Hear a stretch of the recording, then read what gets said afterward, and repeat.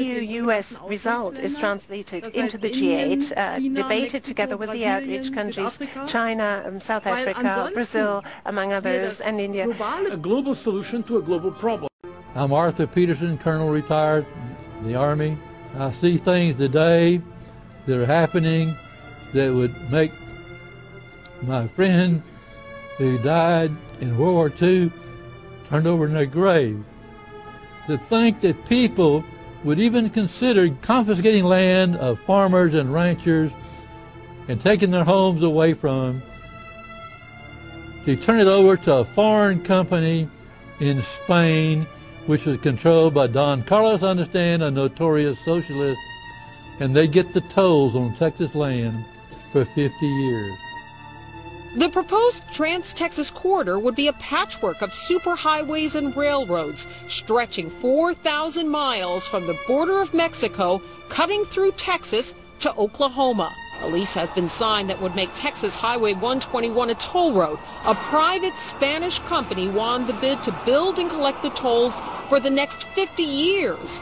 These deals with private companies are being negotiated largely in secret, and many state lawmakers are worried taxpayers are being sold down the road. Critics say it's a threat to our national security. It's part of a plan for a North American integration being carried out by government and corporate elites without congressional or voter approval. Foreign governments and corporations are predatorily seizing infrastructure across North America, but nowhere has their attack been greater than in Texas. Texas is the front line. Over 8,000 miles of existing roads and land are being handed over to government-backed foreign companies. The next stage of this world government plan is to have a transportation control, and that is called the NAFTA superhighway, or in Texas called the Trans-Texas corridor. It confiscates 584,000 acres of land to be transferred into control of a Spanish company which will collect tolls in Texas for the next 50 years, and there's no limit in the amount of tolls that can be collected. More than 80 federal and state highways have been designated as international arteries. The I-35 NAFTA corridor starts deep inside Mexico and travels through the middle of the United States and ends in central Canada. Container ships from Asia dump their cargo on the Pacific side of Mexico. It then travels duty-free by rail to the new Kansas City inland port, now considered sovereign soil of Mexico, in the heart of the United States. Under international agreements, predominantly foreign companies are placing tolls on already existing paid-for roads. Federal, state, and corporate documents show that they will then use the revenue raised to build up the transportation infrastructure of Mexico, not the United States or Canada, so foreign-made products can pour in even faster from Mexico.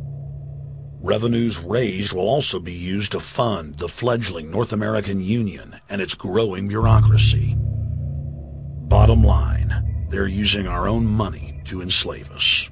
First of all, they're proposing a North American tribunal, which would be similar to what we have in Chapter 11 of the NAFTA agreement, which is trumped by international law. The U.S. Supreme Court and our Constitution could potentially be rendered invalid, and what we would have is new North American business law that would trump what we have here in the United States. What is also interesting to note that the NAFTA headquarters is in Mexico and controls the United States trade and rules against the United States Congress, and no one seems to challenge it.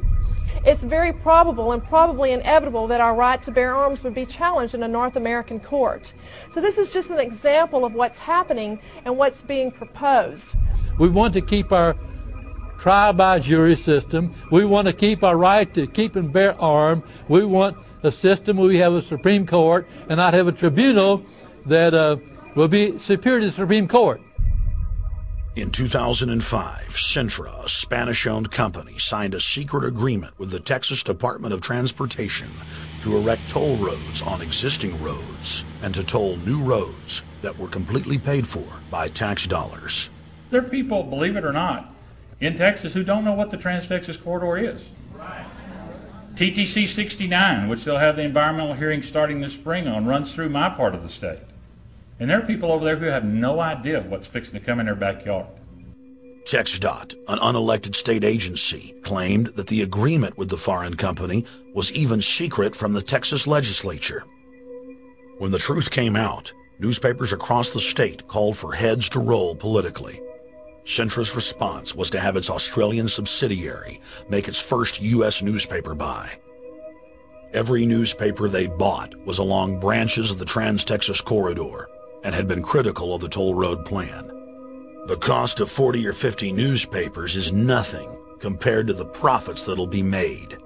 Just Phase 1 alone of the state toll road plan is estimated to raise more than $200 billion in just the first 15 years. And Texas is only a small part of the global panorama. The whole purpose about the North American Free Trade Agreement is not about trade, it's about control. Control of people. Cass is even worse. Control of people.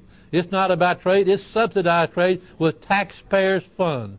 This thing started here. And to save this country, we kill this damn thing here. To stop it here in Texas, we stop the New World Order right here in Texas. We have before us the opportunity to forge for ourselves and for future generations a new world order, a world where the rule of law, not the law of the jungle, governs the conduct of nations. When we are successful, and we will be, we have a real chance at this new world order, an order in which a credible United Nations can use its peacekeeping role to fulfill the promise and vision of the UN's founders. What is at stake is more than one small country. It is a big idea, a new world order, where diverse nations are drawn together in common cause to achieve the universal aspirations of mankind: peace and security, freedom, and the rule of law. Out of these troubled times, our fifth objective, a new world order, can emerge. Now we can see a new world coming into view. A world in which there is a very real prospect of a new world order. The Council on Foreign Relations, known as the CFR, an organization publicly sworn to destroy American national sovereignty and usher in a tyrannical world police state, could not contain their glee on September 12th, the day after the tragic attack. They announced their New World Order. There is a chance for the President of the United States to use this disaster to carry out what his father, a phrase his father used, I think, only once, and hasn't been used since, and that is a new world order.